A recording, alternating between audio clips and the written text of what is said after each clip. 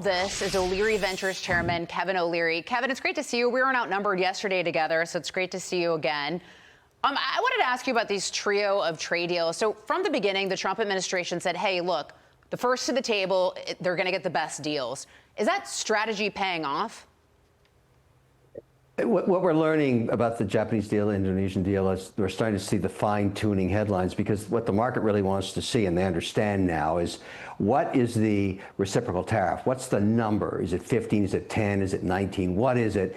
Understanding that the actual paper could take a year to actually finish, but they don't care. They just want to know it's not crazy like 35, not 50, not 100, not 200%. So we're starting to see the fine-tuning details.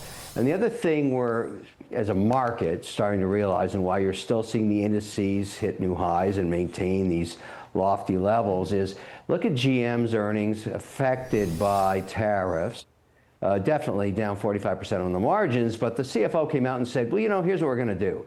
We're going to eat a third, we're going to push a third out to the customers, and we think AI will solve for the other third.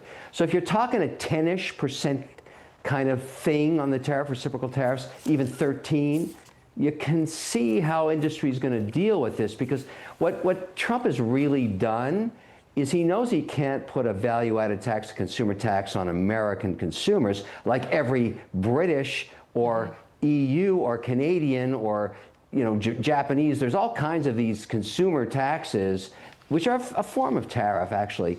He can't do that domestically, but he can call it a tariff, and poof, puff the magic dragon. He's getting his dollars from tariffs the same way the Japanese or the Canadians are with value-added taxes, consumer taxes. I mean, nobody saw this coming, but we're kind of getting it in the last 48 hours. Kind of interesting what he's doing here, as long as the numbers are not crazy. Well, so the 10-ish to 15-ish, it could work. I saw it coming. I thought 10% was the kind of baseline, and that President Trump has always liked the idea of you've got to pay a cover charge to get into this fantastic club known as the United States of America, to gain access to our fantastic consumers. And that's part of it. And I love watching the expression on the faces of those left-wing nuts on other networks when Secretary Bessent talks about the lack of inflation. Annualized this year, consumer inflation, 1.8%, annualized wholesale inflation, 0.2%. And if you annualize import prices, they're down, Kevin. It's incredible. Well, it's true, except, if you're an inflation hawk like the Fed is right now, you want to wait and see. Because you've really heard kind of the formula from GM. It's a behemoth. I mean, it's huge. And they're saying, look, we think we can use a little productivity from AI. We think we can eat a third. We can push a third out without changing the inflation metrics that much. So proof's in the pudding. Let's wait, another quarter or whatever. But so far, so good. But really what's occurred here is, because imagine how crazy it was April 3. I mean, it was nuts. Yeah. And the market was going out of its mind, and now it's kind of corrected back up to the old highs, because we're starting to see how this is really going to work. Right. The market wants a headline number. What do you got? 10? You got 15? Give me a number. And then the rest of the stuff, that's sausage being made. Nobody gives a damn. On to the, and by the way, I'm still waiting for GM to pay us, the American taxpayers, back the $11 billion we lost on that bailout. But I love you. You're so nasty. I mean, I love you. You're a bean counter. We need more of you. $11 billion is not just walking around money, as my father would say. They don't exist on Capitol Hill, though, it seems. Now to this. Democrats like Senator Alyssa Slotkin have a new talking point to prop up socialist Zohran Mamdani. His campaign pitch is the same as Trump's. Watch this. It's hard to miss the same message from the Trump victory is the same message from, I think, his victory, which is cost of living in the economy is the driving issue for the average person. That's not fooling business leaders who are getting ready to flee the rotten apple. Just recently, Kevin, you requested an in-person meeting with Mamdani, and his team responded, no interest.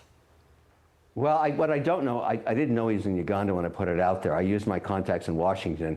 I'm just another investor. I think he should talk to as many investors as he can. But frankly, to me, New York is like its own country. I want to do business there, and he's talking about housing. He's got a housing problem. What am I, chopped liver? That's what I do. I would love to come and build housing as long as you're not nuts. So if you tell me you're going to put rent control on and I can never make a return for my investors, no thanks. But I think he's not crazy. And look, you know what I always say? I don't show You don't think he's politicians. crazy? I'm not there to. No, I don't know. I got to meet him. I know he's. Listen, if I wanted to be mayor of New York right now, here's the vibe I'm getting. Money for nothing, chicks for free, and vote for me. That's the way to go. I get it. But you can't actually run an economy that way. So I would like to get a meeting with him, and I'm just one investor, and there's others, I'm sure. But he should take as many meetings with guys like me as he can, because I bring jobs, I bring money, and I want to go where I can get a return. So if you tell me you need to build housing, I'm there, but you can't tell me I can make no money doing it because I can't raise capital that way. I'm a developer. That's what I do. Right. I can syndicate debt. I can syndicate equity. And I think there's an opportunity because right now people are freaking out about New York. It's stalled out. I love chaos. That's where you make money.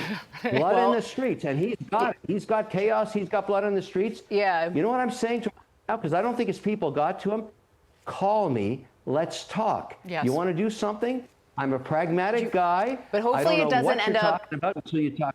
Hopefully it doesn't end up being bread lines for thee, but not for me, which ultimately could happen. So, Kevin O'Leary, we appreciate your time. Thank you, sir. Thanks, Kevin. You got it.